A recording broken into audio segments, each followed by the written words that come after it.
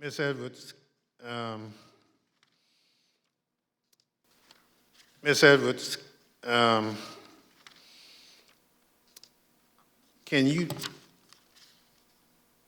give us one memory of that awful day that stands out most vividly in your mind?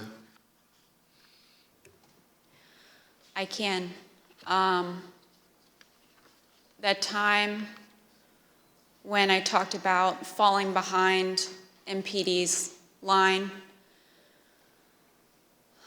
I remember because I had been kind of shielded away because I was holding those stairs, so I wasn't able to really see what was going on over here. When I fell behind that line and I can just remember my breath catching in my throat because what I saw was just a war scene. It was something like I had seen out of the movies. I couldn't believe my eyes. There were officers on the ground, they were bleeding, they were throwing up, they had, I saw friends with blood all over their faces. I was slipping in people's blood. I was catching people as they fell. It was carnage, it was chaos. I can't even describe what I saw. Never in my wildest dreams did I think that as a police officer, as a law enforcement officer, I would find myself in the middle of a battle.